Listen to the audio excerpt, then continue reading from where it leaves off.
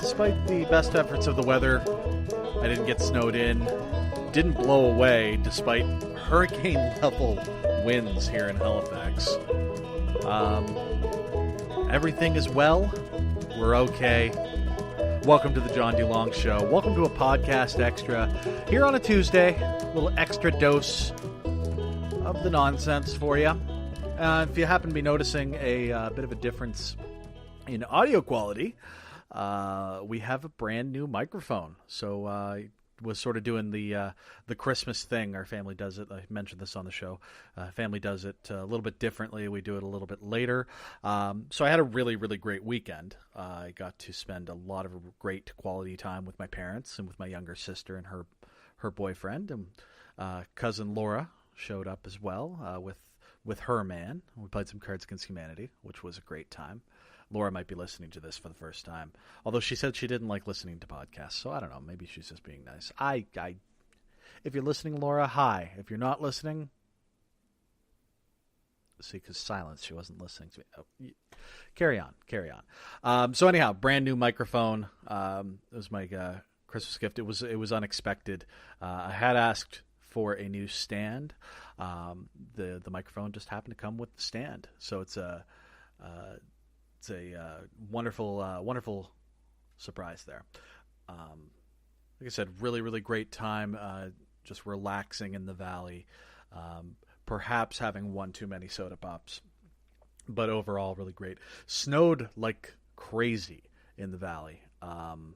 Not a single flake here in Halifax from what I can see. We just got back here this afternoon. I'm recording this. And we got back into town probably an hour ago. I spent a little bit of time unpacking some stuff and getting the microphone set up, and decided to sit down and record a podcast extra here today. And I'm going to talk about soccer a little bit, about my favorite team, and about some recent transfer goings on. So let's listen to a little bit of music, and then we're going to talk about Liverpool's former number 10, Philippe Coutinho.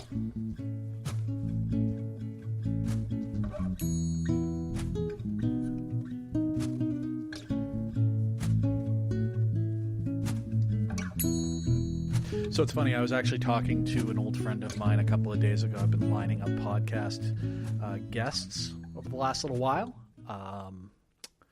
And I was talking to an old friend who I haven't talked to in a while. I sent him a message over Facebook chat just to see if he wanted to do. I knew he was a Liverpool fan as well, to see if he wanted to do sort of a post-season breakdown with me, just sort of going over the different major events that sort of happened when the Premier League season is over.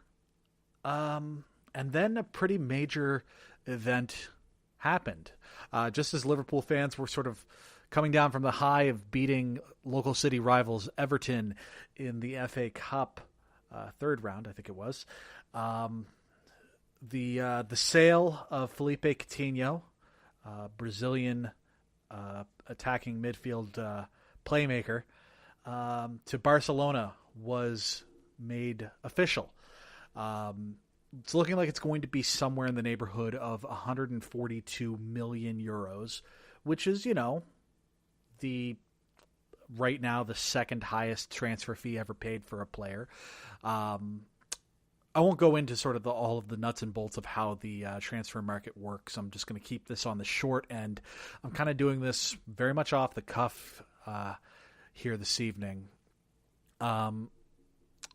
So Coutinho released his statement on Monday to the Liverpool fan base, sort of saying thank you for the 5 years, and my memories of Liverpool will never be diminished. I just really want to play for Barcelona, because the thing of it is that a lot of the South American players out there, they do want to play for those big Spanish clubs. They want to go over to La Liga, and they want to play for Real Madrid, or in Coutinho's case, Barcelona. By going over to Barcelona, I should just say this now, I don't begrudge him for wanting to go to Barcelona.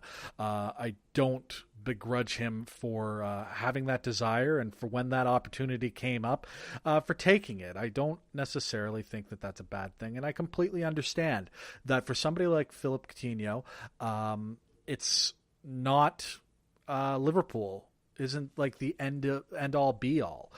Just like Inter wasn't the end all be all for him. Just like Southampton wasn't the end all be all for Virgil van Dijk, who Liverpool just signed. Some players, if they're brought up in certain areas of the world, see other clubs as being bigger and better draws. I completely understand that, and I completely respect that. What I have a problem with is the way in which Coutinho went about requesting this transfer. Now, Liverpool fans will know what's going on here. Just for your information, so that you know things on your side, it became clear in the summer when the transfer window was coming to a close after Barcelona had lost Neymar Jr. To the number one transfer fee over to Paris Saint-Germain, that they needed to replace a player. They needed to have another young superstar. So they came looking for Coutinho. Coutinho puts in a transfer request, a formalized request to say, hey, I want to go to Barcelona. And because it was so close to the end of the window, we, in Liverpool, I should say, just kind of refused. They kind of said, we don't have the time to actually do this properly. It's not really fair. We're not going to let you go during this window. To which Coutinho kind of stopped playing. He more or less went on strike. He said that he had a back injury, and maybe he did, but the thing about a back injury is that it's not something that shows up easily like on a scan. It's something that it can be just sort of said, oh, my back hurts, I can't play, I can't go. So ultimately he does that, and then he plays and he does all right for us, but he goes along, and the winter transfer market opens, which opens up on January 1st, and suddenly he's got a thigh injury, and suddenly Barcelona is really pushing for a move. Now, they did it in a less sort of scummy way, and I say that having supporting a club that our transfer dealings haven't been awesome all the time either, but just, I don't know, the way that Coutinho went about this, he was sort of angling for a move at all costs, and it really lost a lot of the shine. Now, Liverpool has had Coutinho in their ranks for the last 5 years, and in basically a couple of weeks between a couple of different months, between the end of August and the beginning of January, a lot of the good memories that I have of what was a real talisman of a player for the club have kind of been soured. He writes that he will never forget Liverpool, and his memories of Liverpool won't be diminished. But because his career is so short, and a football player's career is quite short, he has to follow this dream. Again, I completely respect that and I completely understand that. But if he had gone about it in a better way, where he wasn't so blatantly basically pitching a hissy fit in order to get what he wants, it would be a completely different set of circumstances.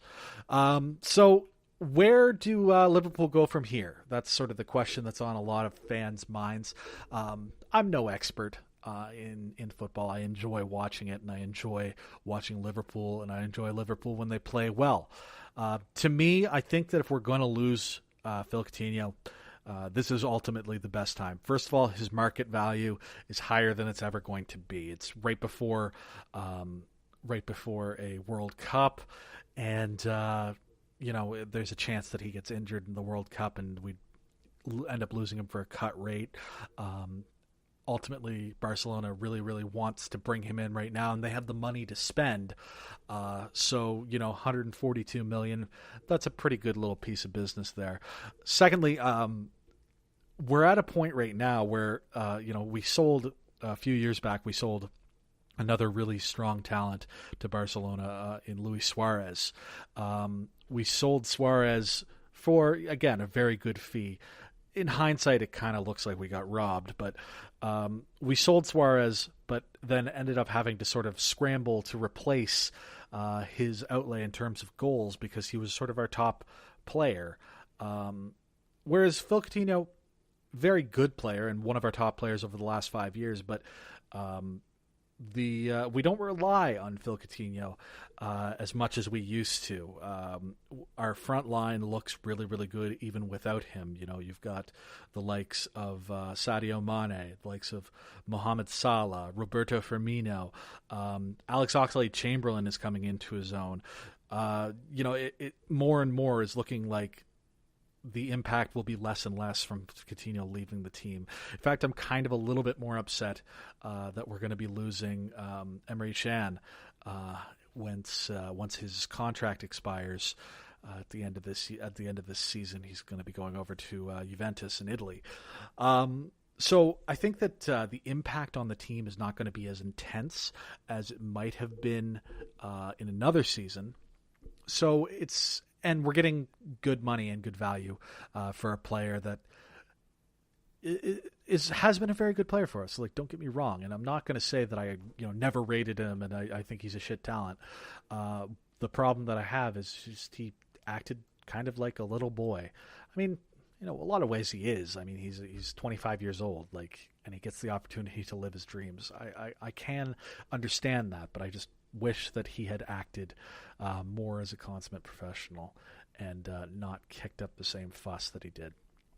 The other thing that I kind of see is I don't think that he's necessarily he's a very good player, and don't get me wrong, and Jurgen Klopp, the manager of Liverpool, did play him. I just don't think that he was a Jurgen Klopp player in the same way that Sadio Mane, Mohamed Salah, Alex Oxlade-Chamberlain, Andy Robertson, these players that Klopp actually brought in himself. Coutinho was brought into the team before Klopp was the manager and was, like I said, a bit of a talisman for the team, but I don't think he was ever Klopp's guy. So maybe we could bring in somebody who is Klopp's guy. Also, we're looking at having Naby Keita coming in the summer from Germany, and there's always the opportunity to go ahead and reinvest the money from Coutinho towards a player. I don't think we're going to rush into the market. That's just not the way that Jurgen Klopp seems to do things. We're not going to panic buy this time like we did when we sold Suarez. We ended up getting Mario Balotelli, which football fans will know just how awful that was. Why always me indeed, Mario? Why always me indeed? I mean, the bigger problem with Mario Balotelli is why was it never him scoring? But that's, besides the point. We won't get into that. So, I guess the thing that I can say about Coutinho is I'm not going to say that I won't miss seeing him in a red Liverpool jersey. But, if he's got to go, this is as good a time as any. It's just a shame that he had to sour what would have otherwise been very fond memories. So anyhow, them's me thoughts on Phil Coutinho. And with that, we're gonna wrap this show up right now. This show is produced by me and from Music from Montplaisir. You can check them out at loyaltyfreakmusic.com. You can follow the show on facebook.com/The John DuLong Show. Emailed into the show at johndulong@gmail.com. And you can follow me on social media at Jibberdy, Jiberdy. Make sure you subscribe to the show on iTunes or Google Play. And if you could, rate and review, as that helps get more folks listening. Another great way is you can tell a friend about the show, get the word out. And of course, make sure you tune in every Monday, sometimes Tuesdays, for the weekly dose of the Monday morning nonsense. And if you happen to be in Halifax, keep an eye on the opinion pages of the Halifax Chronicle Herald. If it happens, I'll post it on the website, but I wrote in a letter to the editor. It might get published. So anyhow, we'll call it a day here. See you next week. For John DuLong, I'm John DuLong, and remember, vodka might not be the answer, but it's worth a shot. Thanks.